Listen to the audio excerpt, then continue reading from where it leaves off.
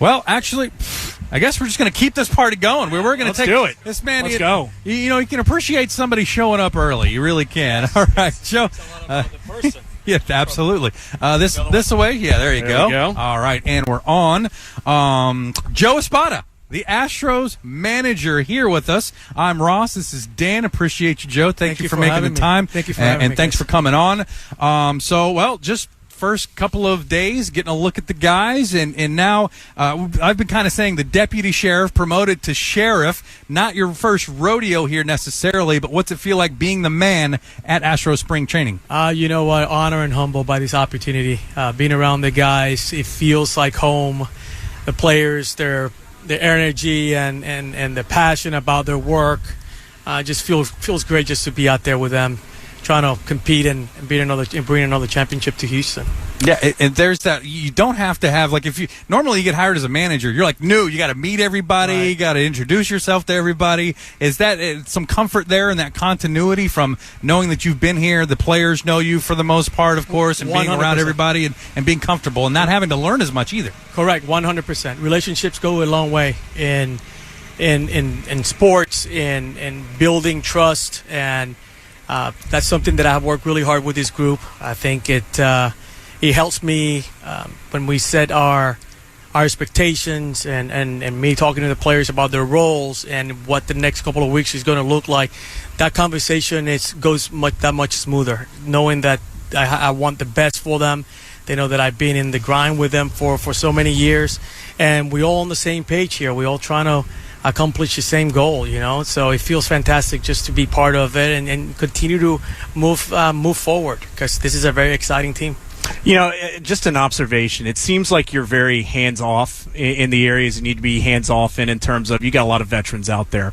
They know what they're doing. Let them go do their job. But you're hands-on in terms of, we made the comment yesterday, we saw you going around the clubhouse, hey, how you doing? Much more than just a passing, hey, what's going on?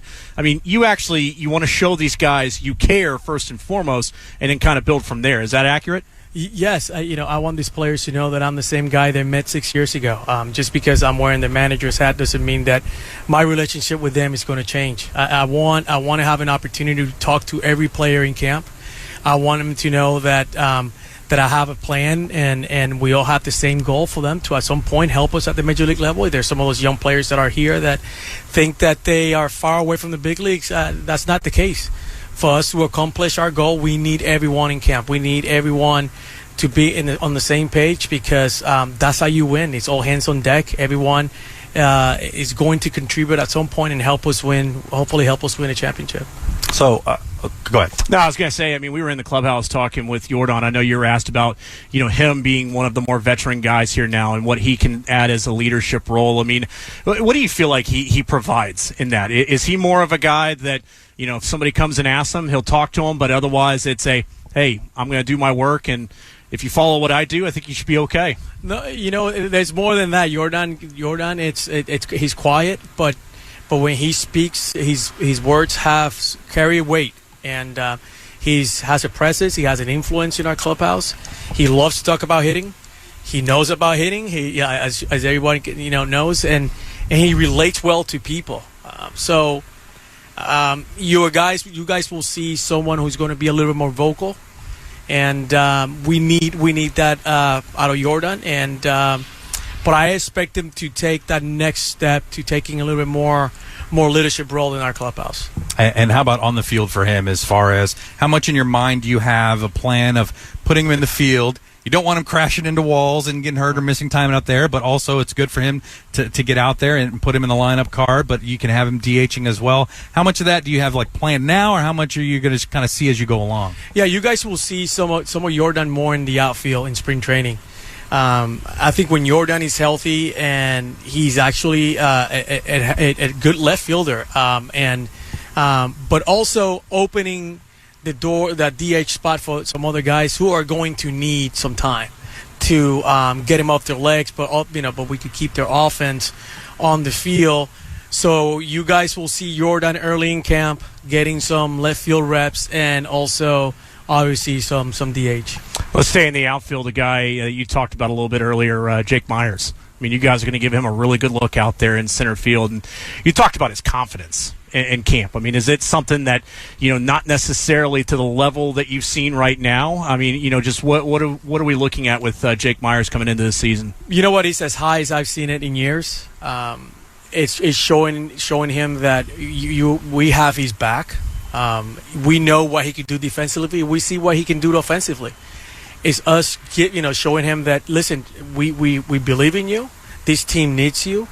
And like I've said before, Jake is going to play a big impact on our team. And he's going to play a lot. And right now he's in a really good spot. He had some really good at-bats yesterday. He hit a homer on field 2, and then I heard that he hit a ball almost out on field 1. So those are the signs that you want to see out of a player, especially early in camp, someone who struggled a little bit the last couple of years, showing up first day, ready to play. So you could tell that he's been getting after it in the offseason. What does he need to do to get better at the plate? You know what? It's just confidence. This guy's got a good swing. He's always chosen, swing at good pitches. It's just a matter of, letting him, just throw him out there and let him play. Go out there and be you, have fun, and but he has all the tools you're looking for in a good hitter. Astros manager Joe Espada with us here on Sports Talk 790. You mentioned some more opportunities for guys to DH. I imagine one of those might be Jose Abreu. Yes. What did you see from him last year and all the work? And he kind of talked about learning to maybe work smarter, not necessarily harder, and tire himself out. Now in the offseason, he's working on Pilates. So how's he looking at you? How's he moving around? And how do you feel like his 2024 campaign is going to go? You know what? He came in camp. He came in moving that much better than he did last year. I think last year he saw the volume of games play in a row, and I think we need to be more proactive on how often we keep him on the field. So he knows how I feel about that. We have talked about it, about giving him some off day, but also some DH days. But right now, and the first sign, he looks terrific. He looks really, really good. And, another guy, Jeremy Peña, trying to bounce back from a less powerful second half. And I know that you talked about, what you saw from him, at the plate last year.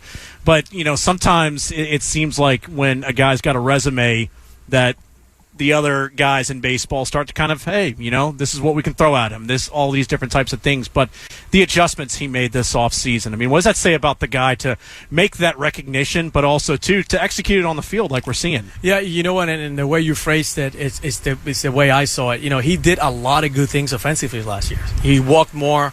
He actually stayed in the zone more. The power numbers were down.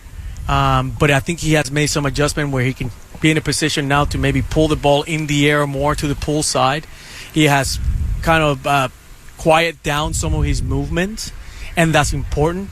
He's a terrific athlete. Be in a more athletic position in the batter's box. That's all we're looking for him to do, because when he's in that athletic position, we all seen what he's capable of doing. Yeah, he seems kind of like a guy, maybe he's a little hard on himself. Like when he's struggling a little bit, and that's what he said. Like he had to go to the farm in the off season and kind of decompress. And what is your role like as far as that, in helping the mental approach of somebody that has so much talent but can get down on themselves when they're struggling? You know what? I see him more as caring. The guy cares about the team. He cares about winning. So that's a good sign. Jeremy, since the first time I met him, he's a very coachable guy. You could see his passion.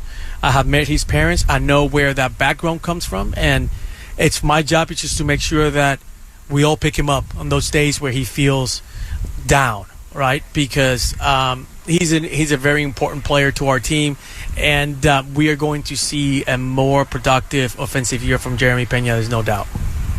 All right. Well, before we get you out, appreciate the time again, Joe. You mentioned keeping the train on the tracks, right? That's your job. That's what you're here to do. How much of that is you also don't want to be too hands off. You don't want to get complacent. So balancing that and being in this leadership role, what are some of the things that you've learned about it that you're going to employ this year to kind of just get a good feel for that? Man, it sounds like you were in my meeting yesterday. Yeah, I had a bug in there. I think let's touch on the complacency, and that was the message I wanted to relate to our guys last year. I think complacency, if we let complacency in our clubhouse, it could be the Achilles tendon of what we got going on. And when I say complacency, I mean it's everything that we do on the baseball field, our work, our relationship with our teammates, our respect for one another. Let's not get complacent about what we have going on, right? Continue to push yourself to be the best player you can be. I demand the same thing for my coaches. Let's just be the best coaches that we can be so we could put these players in a good position to succeed. That's the complacency I'm talking about. Keeping the train on the tracks. I know how these guys go about their business. My job is just to make sure that they go about it the right way. I'm watching them. I'm listening to them. If I see something is getting out of whack, my job is to either I take care of it or one of my coaches take care of it. But there is no more professional team than the Houston Astros. And my job is just to make sure that we continue to move forward. All right. That is the man himself, Joe Espada, the manager of your Houston Astros. Joe, thanks for the time, and good luck this season. I think you're going to have some pretty high-level success. All right, buddy. Thank you, guys. Thank you. All right. Appreciate it. All right. We're going to take a quick break here on the Matt Thomas Show, Sports Talk 790. Back in a minute.